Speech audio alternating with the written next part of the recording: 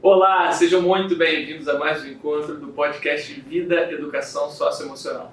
Meu nome é Frederico, sou professor de Ciências e Biologia, especialista em coordenação pedagógica e gestão escolar. Estou aqui mais uma vez com o querido amigo professor Igor Cassiano para um encontro riquíssimo. O tema de hoje é: quais são as aptidões comportamentais? Igor. Olá, tudo bem? Queria me apresentar aqui para vocês um pouquinho. Meu nome é Igor Cassiano, eu sou professor de Geografia, especializado em orientação educacional e também em gestão escolar. Estou aqui para dar um suporte para vocês e falar um pouquinho sobre o tema da educação socioemocional. Queria passar a bola para o meu grande amigo Frederico Pegoraro para que ele possa dar início à nossa conversa e a gente tem certeza que vai ser algo muito proveitoso e também prazeroso para você que nos ouve e que nos assiste. Maravilha, Igor.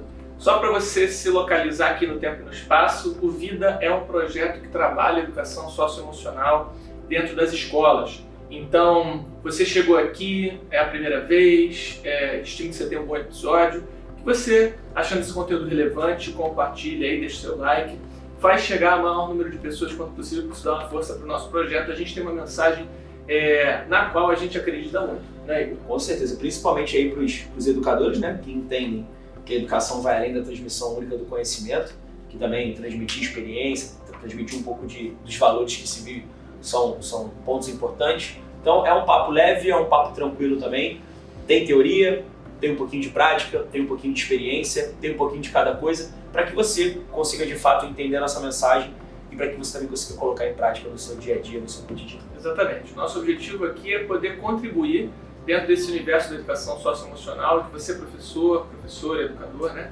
Educadora, possa ter um ponto de troca, um ponto de novidade, para que você esteja dentro desse universo também, tá? E aí, se você me permite, estamos falando de mercado competitivo, né? Mercado de educação, mercado competitivo, e hoje, né, você conhecer um pouquinho sobre inteligência socioemocional é um diferencial. Então isso é uma excelente oportunidade para você, tá? que nos ouve, para você que se interessa pelo assunto. Para você que está aqui compartilhando um pouquinho do seu tempo com a nossa fala, com o nosso podcast. Exatamente. É importante lembrar também que eu e o Igor acreditamos, né, na educação integral e a desenvolvimento socioemocional é uma coisa que teoricamente deveria fazer parte normalmente do projeto político-pedagógico de qualquer instituição. E aí a gente tem várias estratégias, metodologias de ensino. A gente não está discutindo isso aqui. A gente está falando única e exclusivamente dessa fatia que é a educação socioemocional, mesmo que nós enxerguemos que talvez isso não devesse ser destacado da rotina natural da escola. Exato. Mas como a gente entende a realidade do país, entende que a maior parte das escolas ainda segue uma metodologia muito tradicional, excessivamente expositiva, e não importa qual é a linha que você siga, a ideia é que ter um espaço na agenda dos seus estudantes, das suas turmas, para poder oportunizar discussões dentro desse grande tema educação socioemocional, para nós se mostra como algo importante, fundamental, e a gente destaca isso com as notícias, né, que a gente vem vendo aí. Eu queria completar, falar uma coisa importante, que ao longo dessa nossa caminhada, várias pessoas que não são da educação também se aproximam da gente para poder falar um pouquinho sobre isso. Né? Então, de repente, ali não é o educador, de repente não é um gestor, é uma pessoa que se interessa pela temática e que pode colocar em prática isso que a gente está conversando aqui no dia a dia. Às vezes o cara trabalha numa empresa, às vezes ele trabalha numa mini empresa, às vezes ele empreende, ele pode utilizar também a inteligência emocional para poder galgar passos maiores e alcançar Ou de repente é pai, é mãe, é vó. Pois é, quer saber lidar. Quero aprender um pouquinho mais a lidar com meu filho, quero entender melhor quais são as reações e comportamentos através das emoções.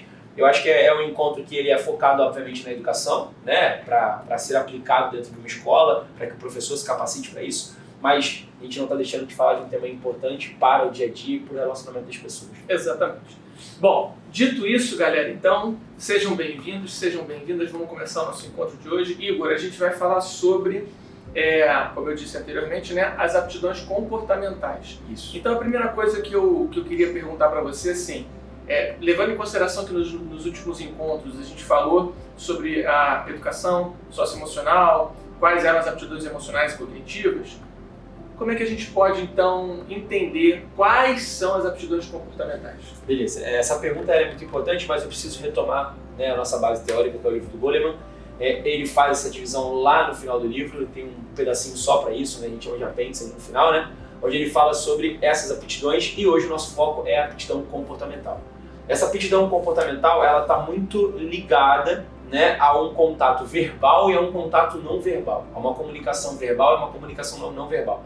Se a gente está falando de sala de aula, se nós estamos falando de troca entre professor e aluno, né, entre o detentor do saber e aquele que não tem, né, o aluno sem, né, ser sem luz, né? o ser sem luz, Ser iluminado. essa comunicação ela acontece o tempo inteiro, né, a todo momento. E existem aí duas formas de comunicação, que é uma comunicação verbal, e aí no caso com pedidos claros, com respostas eficientes. Hoje em dia muitos problemas acontecem em razão da falta de comunicação ou da má comunicação.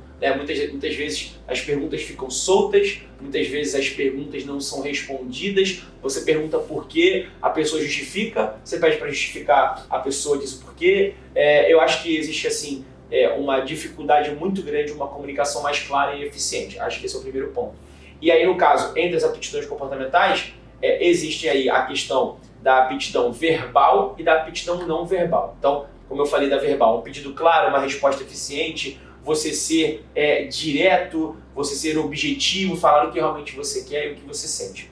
E também tem as questões não verbais, 70% da nossa comunicação é não verbal, então a gente está falando de uma linguagem corporal, a gente está falando de um abrir de boca, de uma sobrancelha que levanta, né, de um aceno, de um tchau.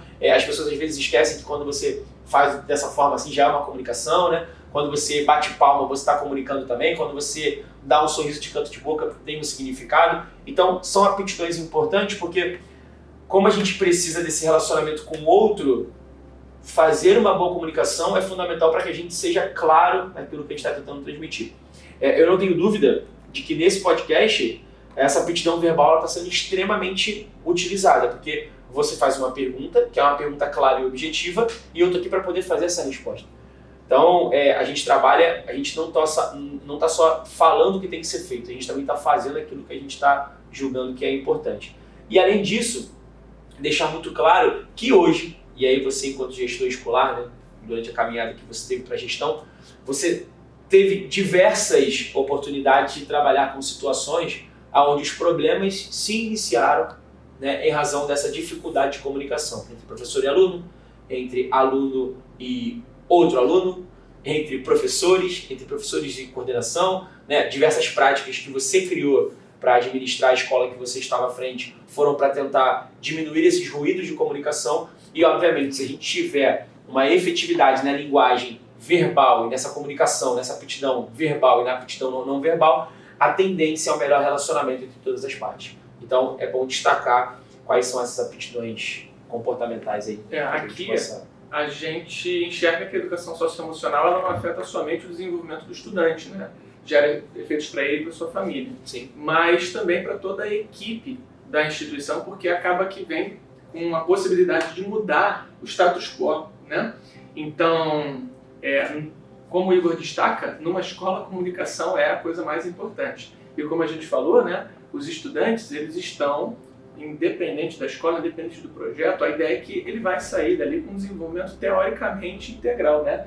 Então, caberá à instituição poder proporcionar uma boa caminhada para ele, entendendo que não, o estudante ele não é um ser sem luz que precisa ser preenchido pelos conhecimentos do docente, né?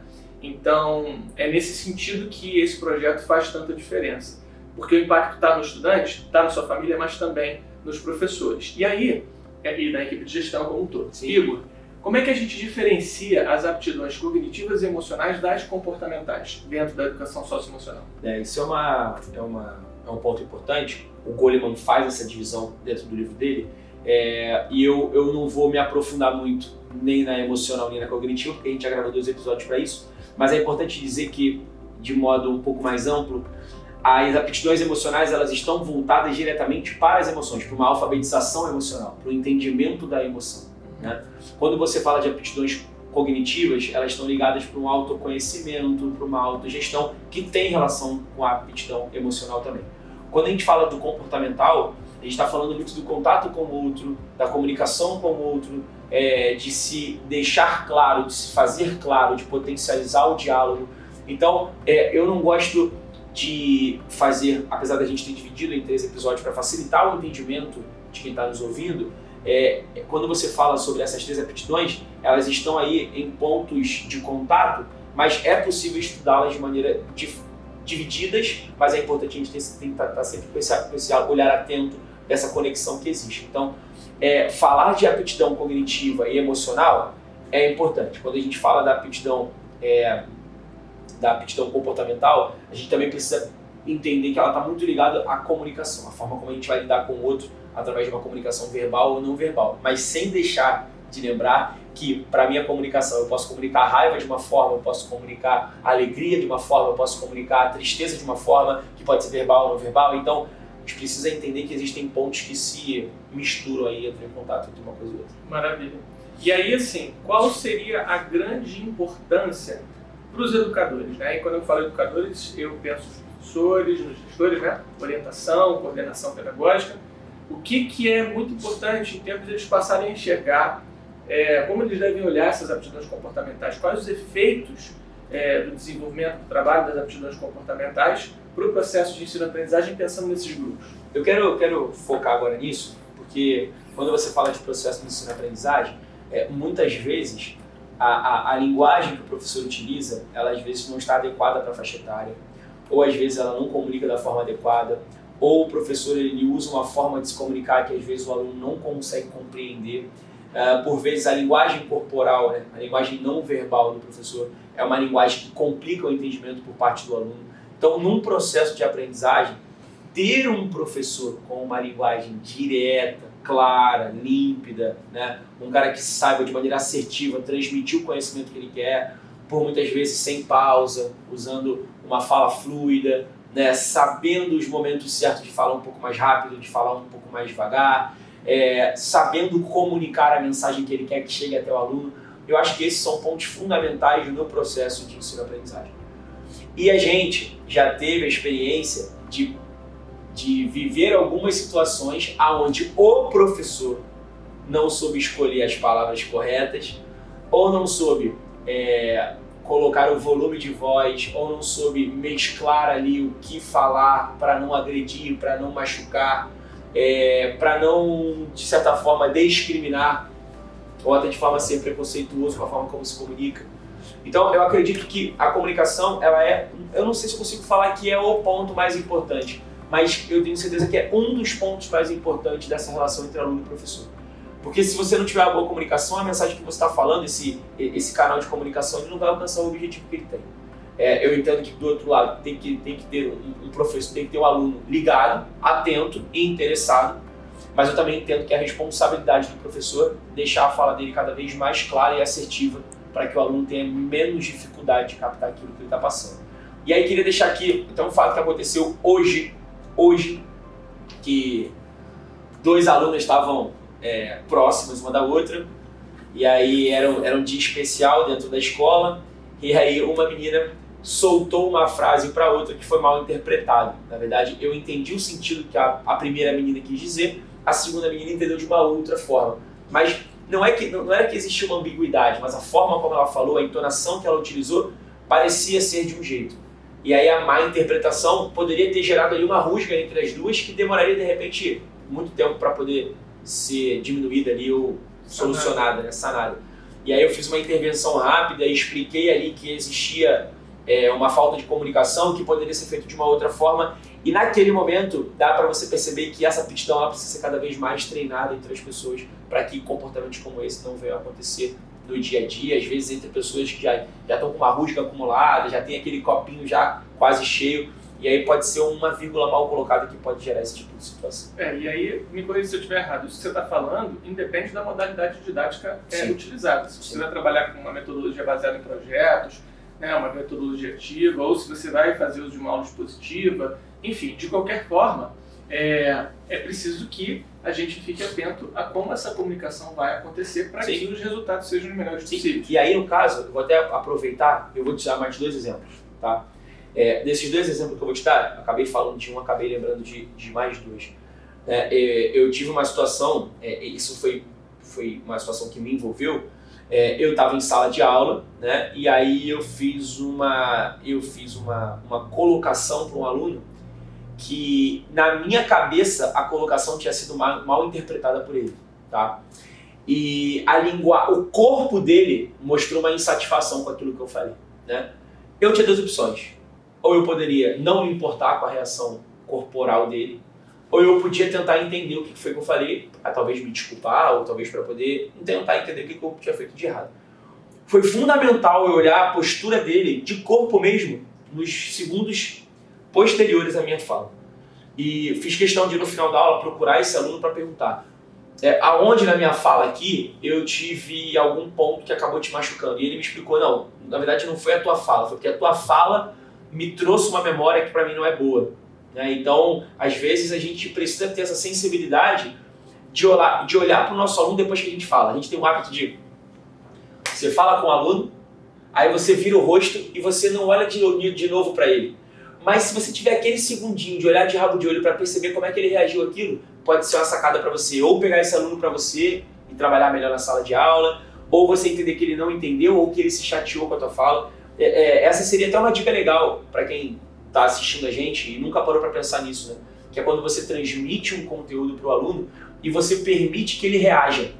Não é você falar para o cara e ficar esperando a reação dele, não. Mas é que você fala, imagina que você é o aluno, então você fala para o teu aluno uma coisa, uma mensagem, traduz para ele essa mensagem, e aí você olha para uma outra pessoa, mas de olho aqui para saber como é que ele está reagindo. Para você perceber, pô, eu acho que ele entendeu, ou poxa, eu acho que ele não entendeu e vou explicar de novo, ou ele se chateou.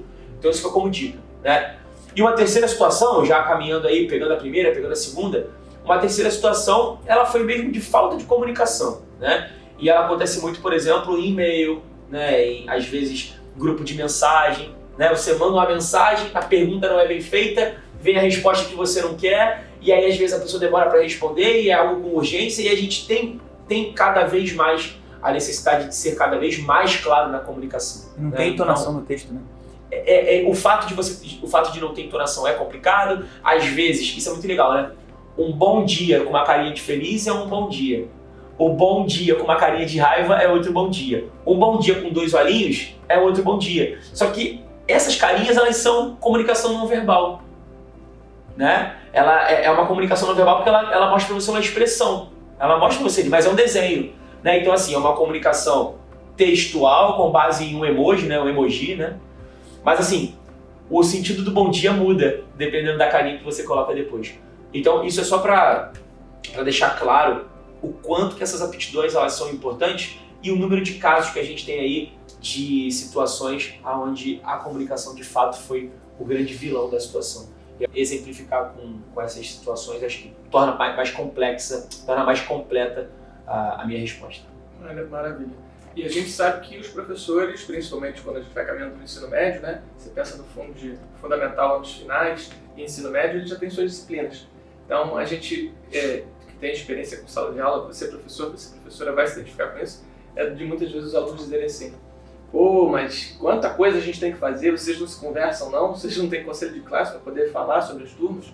Então didática para nós é uma questão de planejamento, é pensar em como que aquilo vai ser de fato trabalhado, pensar na jornada de desenvolvimento do teu estudante. E o que o Igor traz aqui é algo que vai se somar a isso e burilar esse trabalho, né? Deixar ele ainda mais belo, digamos assim, com efeitos que a gente já conseguiu medir por mais de 2 anos de atuação, né? Sim.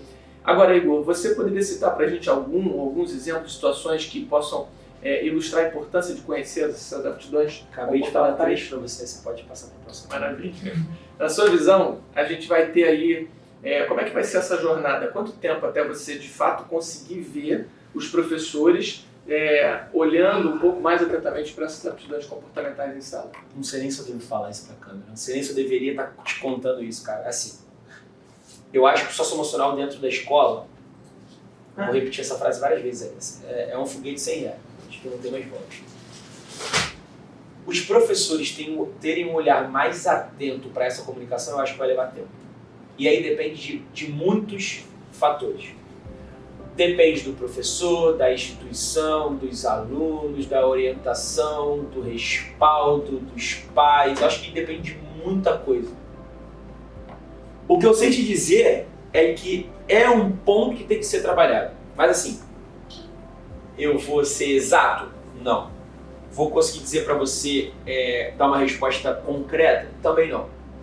Eu só sei que dentro de um projeto socioemocional é algo que tem que vir a reboque, né?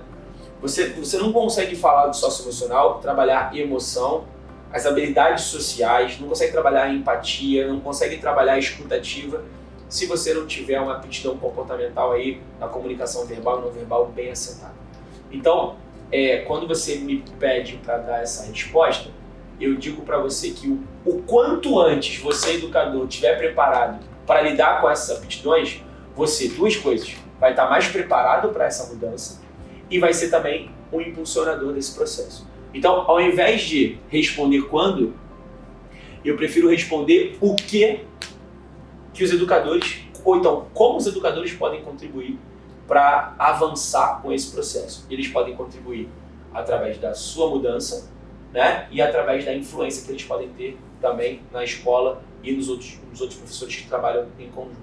Eu acho que dessa forma eu consigo responder sem ser invasivo, sem ficar em cima do muro, mas também tendo a consciência de que eu estou gravando, né, um podcast, que isso fica registrado e que se eu falar que daqui a 4 anos isso vai acontecer e daqui a 8 não acontecer, alguém vai me cobrar por isso. Então é bom deixar isso registrado. Maravilha. Ou Agora, você vai ser para sempre o cara da vanguarda. Nunca conseguiu te atingir. Ou então ser o cara assim, caraca, aquele cara lá em 2000 e tanto falou, né? À frente do seu tempo. A questão é que eu sou um cara ousado, mas eu não sou maluco. Boa. Então assim, eu prefiro ser ousado sem ser maluco. Eu acho que não tem volta, e eu acho que o fato de não ter volta já é ousado demais. Agora, colocar um tempo, a gente tem aí, posso falar 2 anos pós-pandemia. Não, meio ano pós-pandemia, né? Ou estamos na pandemia ainda, pra gente a máscara é a pandemia, né? Usa máscara é pandemia, não usa máscara não é pandemia. Exato. Então, se nós estamos sem máscara, gravando isso pós-pandemia, dá para dizer aí que já houve um avanço na educação socioemocional, mas ela tem muita coisa para mudar, muita coisa para evoluir. Mas assim, qual é que para você seria o caminho mais simples para que essas aptidões comportamentais sejam de fato enxergadas e abraçadas, para que elas possam imediatamente começar a ser trabalhadas? Eu acho que o caminho... Vou falar olhando para lá. Tá? O caminho... O caminho do que, Igor? O caminho para o desenvolvimento de um projeto socioemocional passa necessariamente pelo entendimento de que é importantíssimo falar das emoções, falar dos comportamentos socioemocionais com os seus alunos. É fundamental falar sobre isso. Vou usar aqui uma sugestão do nosso amigo Bruno. Pega uma caneta para você poder anotar isso, por favor, ok? A escola precisa, e eu sei que a escola sabe, mas a escola precisa entender que o aluno precisa de suporte socioemocional.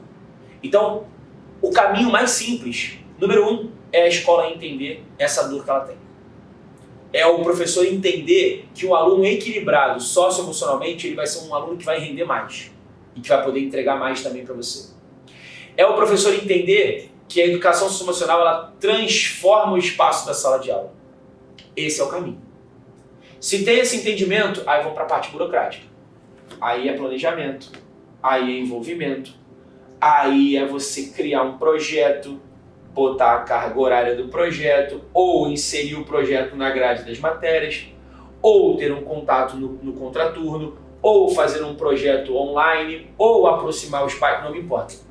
Mas o envolvimento de todos os agentes é algo fundamental. E aí o mais legal de tudo é o seguinte, talvez seja um dos projetos que o resultado é visto de maneira mais a curto prazo. É muito curto prazo. É muito curto prazo. Eu diria para você, devo falar isso aqui, Pedro? Eu quero falar uma parada, devo falar isso aqui ou não devo? Cara, você é um homem livre. Você lembra disso? A gente tem o poder da edição. Entendi. O poder da edição? O poder da edição. A edição não vai contar o que eu vou falar agora. Eu acho que existe uma diferença, já falei isso várias vezes, entre o professor e o médico. Tá?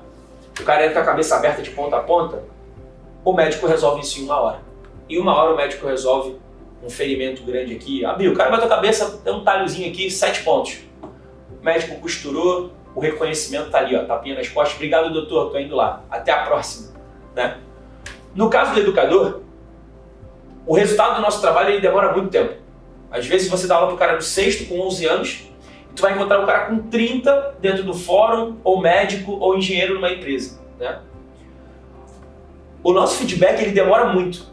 No socioemocional, ele é praticamente no dia seguinte. Né? Imediato é no dia seguinte. Porque, às vezes, é uma fala do, cara, você é muito lindo, ou você é muito linda, ou, cara, a tua autoestima tem que estar mais pro alto, olha pra você, se ame, se aceite. É uma fala que, às vezes, o cara tem que ouvir. Então, o resultado do socioemocional, ele é muito rápido. Instantâneo, eu acho que é uma palavra ousada. Está sendo ousada agora. Ousada é uma palavra boa, mas é muito rápido. Porque às vezes o cara tá precisando ouvir aquilo que você, com sensibilidade, percebeu que ele tem que ouvir. Agora, para quem está ouvindo a gente agora, como é que a gente identifica isso na sala de aula? É através de observação e de um planejamento que foi estabelecido com algumas previsões dos resultados pela experiência que a gente já tem. Então, na verdade, é a escola oportunizar para os seus estudantes permitir um grande ato reflexivo e de interação. Porque, na verdade, nós não somos seres compartimentados, somos únicos, né? Então, na verdade, as nossas emoções, elas influenciam em muitas coisas. Então, quando o Igor analisa o perfil do aluno, como é que foi a prática, como é que foi aquela aula, ela trabalhou sobre medo, sobre insegurança, sobre algum tipo de dor, aí a gente tem que enxergar o produto daquele encontro ao longo de vários encontros durante o ano. Então, vamos pensar juntos aqui. Você todos os dias escova os seus dentes, toma banho, você se alimenta, você dorme, você faz seus exercícios lá na academia, por exemplo, e você precisa também cuidar da sua mente. Quer dizer que o projeto socioemocional ele equivale a um psicólogo? Claro que não. Isso é muito importante, né? Inclusive no que se refere aos papéis de cada um dentro da instituição. Isso é urgente de ser entendido. Mas o fato de você ter o teu filho, por exemplo, o teu estudante, caminhando semanalmente, tendo aquele momento de reflexão sobre si, sobre o coletivo, isso traz efeitos praticamente imediatos. Você falou uma coisa da observação, eu vou te interromper por isso, mas isso é importante. Você já viveu isso? Às vezes você entra em sala de aula e aí tem um moleque lá dele, né, que tá na ostra, tá escondido dentro da ostra ali. Né? E aí você tenta tirar do menino, tenta tirar e não consegue. Na aula seguinte tenta tirar e não consegue, o moleque tá dormindo. Aí tu tenta tirar e fala, pô, acho que ele não gosta de mim, não gosta da minha aula e tal. 3 semanas depois a orientação vem contar algo que ela já sabia, mas que ela não passou para a equipe de professores. Seria uma informação que, se fosse passada, mudaria a tua forma de observar o cara. Então, para você ver como é que as coisas também não funcionam de maneira estanque, né? Separadas. Porque a orientação comunica ao professor que o olhar tem que ser diferente para tal aluno, porque se tal comportamento acontecer, ele já sabe o porquê. Então, todos os setores da escola, da parte pedagógica, eles têm que conversar para que todo mundo esteja, como você gosta de falar, na mesma página, né? A psicóloga passa para o orientador, ou trabalha em conjunto, e dessa forma comunica a coordenação, a comunicação comunica para o professor, ou isso acontece de uma outra forma, mas ter um corpo pedagógico unido, pensando no bem-estar da sala de aula e pensando no bem-estar do aluno, é algo fundamental também para o processo poder acontecer.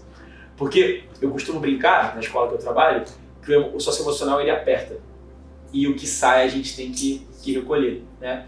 Às vezes a gente aperta com uma atividade que a gente acha que não vai doer para alguém, mas dói para alguém que você nunca imaginou que fosse doer. Não vai imaginar nunca. E aí, como a gente não conhece a história de cada um, quando a gente não conhece as dores de cada um, isso também é complicado. Então, acho que essa nossa resposta é bem completa nesse caso. E eu acho que eu posso dizer, Igor, que a nossa visão de educação é uma visão de educação com múltiplos estímulos, com a autonomia do estudante, com o desenvolvimento do seu protagonismo, uma educação que caminha cada vez mais para o aspecto personalizado, e eu e você, todo mundo que faz parte desse projeto, nós enxergamos que a educação socioemocional ela deveria ser uma parte integrante de qualquer projeto educacional, mas a gente sabe também que a distância entre isso que nós estamos falando e a realidade, ela é abissal. Quantas escolas humanizadas você conhece no Brasil? Quantas escolas que têm esse outro olhar existem? São poucas.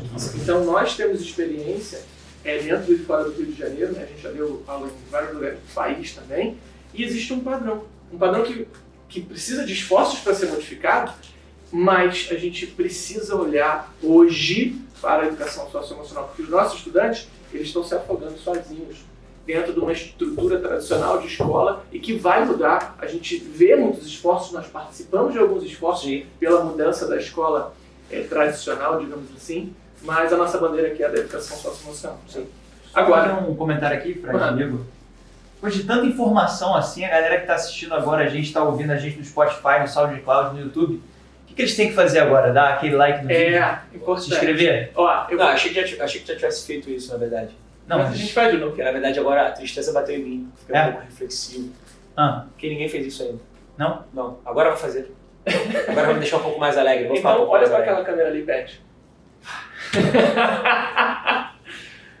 Pelo meu bigode, que pela primeira vez eu deixei crescer, pelo meu bigode e pela futura barba que terei, dá o like, pelo amor de Deus. Tá? Curte aí, compartilha, manda pra geral. Pra quem é professor, bota no grupo lá do seu trabalho, no grupo da sua escola. É um podcast direto, sem muita firula, levando informação pra você de um jeito diferente. Então, pelo meu bigode, Bruno, pelo meu bigode, por favor. Eu sempre acho interessante isso, que a gente pode falar, tem um monte de gente aqui, né? Rafael, Rodrigo tá ali também, o cara da técnica, a equipe toda aqui, né? Nunca vai saber. Nunca vai Vamos saber. lá.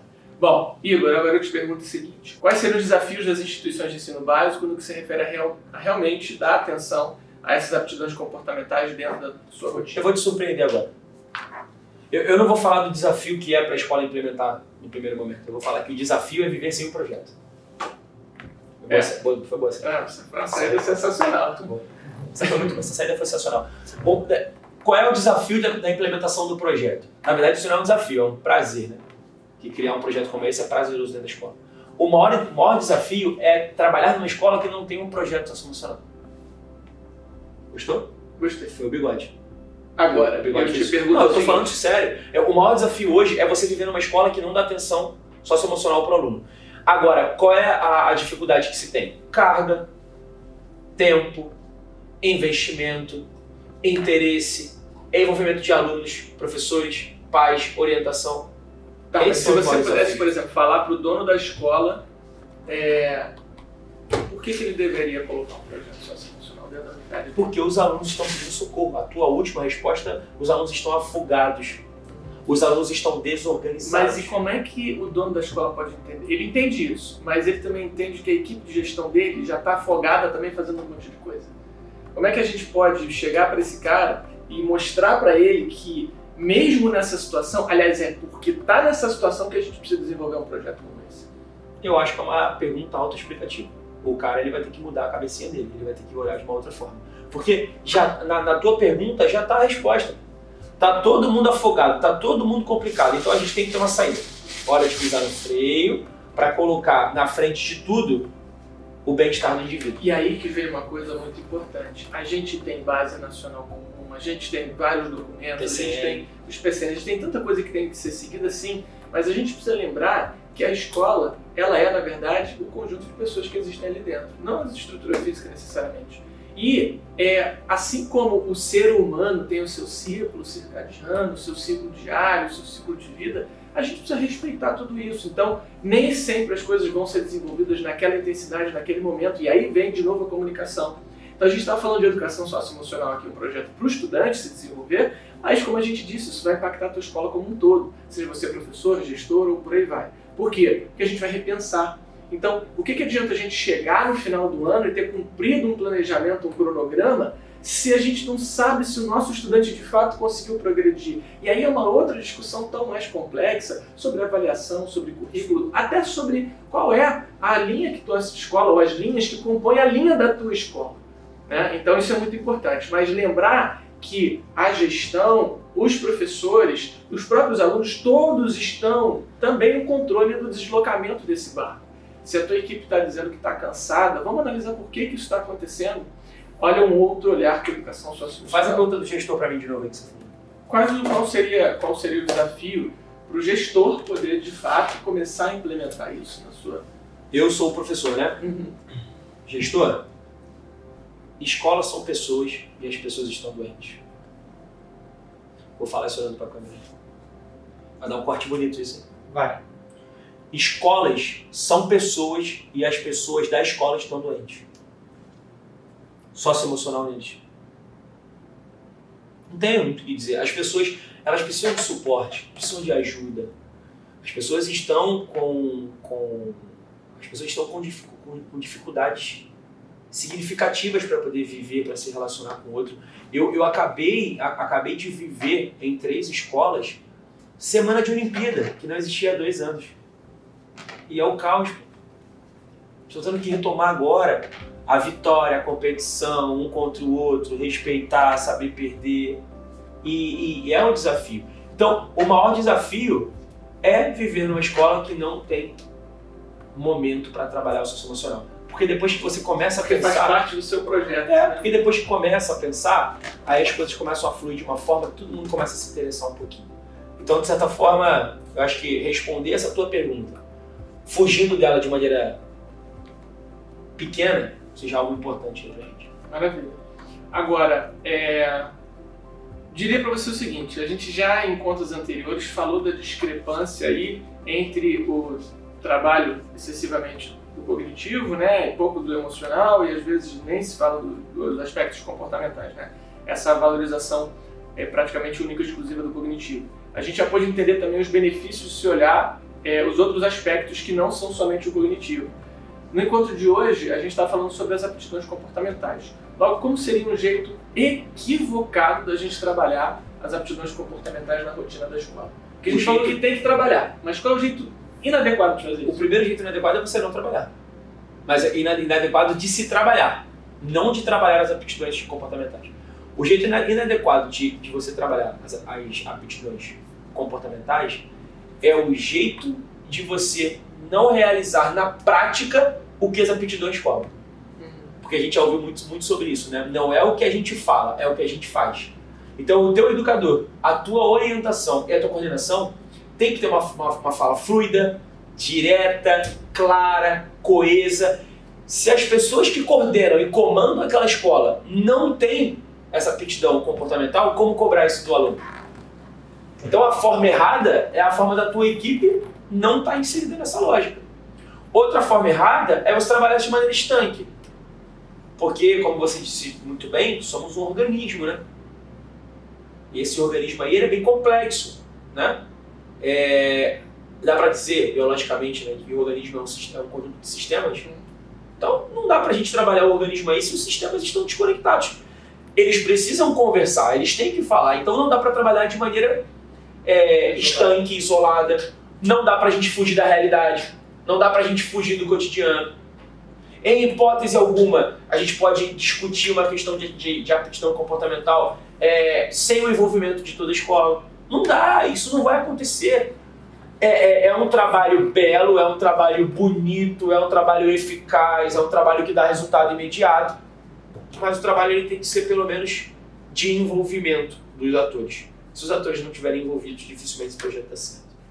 E na verdade, posso entender da tua fala que a valorização da gestão democrática dentro das unidades de ensino é algo substancial para a gente alterar qualquer realidade de ensino e fazer qualquer tipo de projeto, inclusive um projeto como esse. Sim. Né? Agora, considerando a sua experiência como professor e como orientador escolar, que é vasta nos dois campos, qual seria a forma mais adequada de os aspectos comportamentais começarem a fazer parte do projeto pedagógico da escola? Um exemplo. Ser exemplo. Você ser um educador com a aptidão comportamental bem desenvolvida vai ser exemplo, vai ser para que alguém possa ser também. Eu não posso cobrar do meu aluno uma aptidão comportamental adequada se eu não tenho uma aptidão comportamental adequada. Eu tenho que ser para que outra pessoa também seja. No convívio, na troca, na experiência, na conversa. Talvez eu tenha que falar até um pouquinho mais, eu tenho que fazer um pouquinho mais e falar um pouquinho menos. Porque, entenda, se eu não faço, por que o aluno vai fazer aquilo que eu não faço? Se eu estou transmitindo para ele o que é importante. Então, a forma adequada, a forma bacana, inicial, é você ser alguém que seu aluno vai entender como a pessoa que está agindo da maneira correta. Uma liderança. Uma liderança, né? Não que o professor tenha que ter a... Não que o professor tenha que ter a habilidade de ser um líder. Né? O cara pode não ser líder, não ter a habilidade da liderança, da liderança, mas ele pode ser um cara que, com a sua presença, com sua experiência, sua vivência, seu espírito, possa transmitir isso para o aluno. Então a primeira coisa é ser, mais do que falar. E a segunda é o tempo. Porque o tempo vai permitir a experiência, vai permitir a vivência, vai permitir o teste. E aí isso vai se amadurecendo, né? Vai amadurecendo. A nossa tendência é ficar mais coeso, né? Ficar mais unido e dessa forma evoluir nas habilidades socioemocionais. Maravilha. Como seria o processo de formação desses professores para que os aspectos comportamentais de fato passem a fazer parte da prática pedagógica? Porque a gente está falando com eles aqui e eu acho que muita gente de repente vai pensar assim, mas eu tenho que policiar minha aula, eu tenho que policiar as minhas ações, sim, mas qual seria o caminho para eu poder me aprofundar nisso? Então, curso. Formação.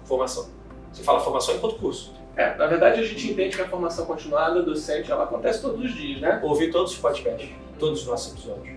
Né? Acho que isso é acompanhar, é pesquisar, é ler. O livro do Goleman está aí para isso. O livro do Goleman ele fala de inteligência socioemocional na vida, a gente está falando da educação. Então, ler um pouquinho, ouvir a gente, ler um pouquinho, ouvir a gente, ler um pouquinho, ouvir a gente. Compartilhar com o colega para trocar. O que você acha a respeito disso? Vamos trocar um pouquinho aqui, acho que é outro ponto importante. E acho que dentro disso, para que exista uma mudança, para que exista um processo de formação, é o cara viver aquilo que ele acredita. Se ele acredita que o socioemocional vai mudar a realidade dele, mergulhar de cabeça, né? Sem medo nenhum. E a partir daí eu tenho certeza que quando o resultado começa a vir, a gente se sente extremamente motivado, né? A motivação, ela vem às vezes, muitas vezes ela vem de dentro, né? Muitas vezes não, a motivação ela vem de dentro. Mas quando a gente percebe o feedback positivo, isso deixa a gente um pouco mais engajado e motivado. Engajado e focado, né, no processo. Então eu acredito que respondendo essa tua pergunta aí é o mergulhar, é o interesse. É o cara comer com arroz e feijão, habilidade socioemocional, inteligência socioemocional para que ele possa se destacar no mercado de trabalho. Agora, em linhas gerais, eu queria te pedir uma dica que você julga importante, novamente aqui para a equipe de gestão, orientação e coordenação, pensando, né, nesses dois grupos como as principais equipes de gestão, uma dica também para a equipe docente. Então são duas coisas separadas, no que se refere à mudança de comportamento relativo ao trabalho das aptidões comportamentais. Isso, eu quero que quem esteja agora assistindo a gente pegue aquele caderno que escreveu lá atrás, que eu espero que esteja anotando ainda, né? E agora você vai botar lá na página 4, onde você está terminando de escrever o seu resumo sobre esse episódio, tá? Eu fiz questão de fazer um passo a passo em 4 passos, tá? E esse passo a passo, ele é o que eu acredito pela experiência que eu tenho com 4 escolas diferentes, tá? O primeiro é destacar que para um projeto desse dar certo, eu tenho que ter equipe de gestão, orientação e coordenação. A gente falou sobre isso, né? Mesmo que esse projeto tenha nascido de um professor, vai ter que vir de cima para baixo de qualquer jeito. Um professor não vai conseguir disseminar isso pela escola se ele não tiver pelo menos o aval e se a coordenação e a orientação tiver comprado essa ideia. Não vai acontecer. Uma escola privada isso não vai acontecer. Então a primeira coisa é que a equipe de gestão, a orientação e a coordenação, elas são fundamentais para o sucesso do projeto.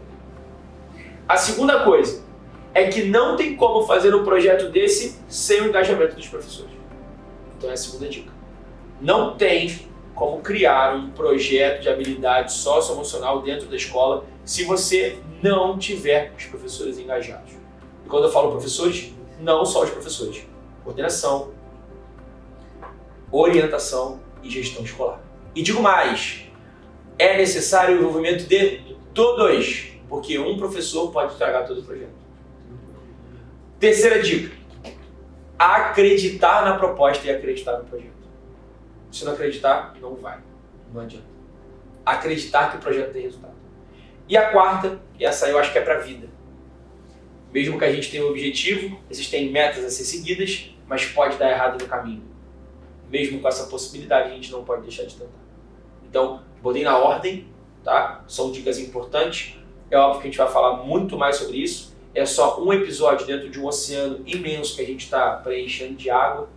Mas eu tenho certeza que essas 4 dicas são muito valiosas e que se você anotou essas 4 dicas e se você levar essas 4 dicas para o teu gestor, para o teu coordenador, com certeza absoluta já é o primeiro passinho para você conseguir colocar uma sementinha importante das inteligências socioemocionais dentro da tua escola. Maravilha. Pessoal, hoje a gente falou aqui sobre as aptidões comportamentais dentro da educação socioemocional. Quero dizer para vocês que esse é o início de um movimento grande, que a gente vai levar por muito tempo, porque a gente acredita muito na necessidade do desenvolvimento, né, de uma formação, de uma educação socioemocional. Enxergamos que isso deveria fazer parte do projeto político-pedagógico de qualquer instituição, porque para nós isso faz parte da educação, mas vemos pela nossa experiência que existe a necessidade de uma intervenção cirúrgica em muitas instituições, dado o ensino tradicional, que é o que existe na maior parte das instituições. E a gente está aqui assumindo um compromisso com vocês toda semana, de acompanhar você, professor, você, gestor, gestora, né? Orientação, coordenação, nessa jornada de desenvolvimento socioemocional, ou seja, para você poder entender melhor as técnicas, ferramentas e aplicar na sua sala de aula, ou seja, para que você possa construir um projeto de educação socioemocional na sua unidade escolar. Mas é importante a gente lembrar que ser humano é íntegro, ele é uma coisa só e a gente precisa trabalhar as suas múltiplas inteligências. Cada um é um universo dentro de si mesmo, tá? Então, esperamos ter contribuído com vocês. Mais uma vez eu peço para dar aquele like maroto, compartilhar nos seus grupos de professores, com a sua família e contar pra gente também o que você acha, porque a gente está aqui para trocar e te acompanhar, tá bom? Igor, você quer deixar uma mensagem? Só pedir para traçar aquela linha no caderno, porque vai começar um próximo episódio. Maravilha. Valeu? Valeu, pessoal. Até a próxima. Beijo! Tchau.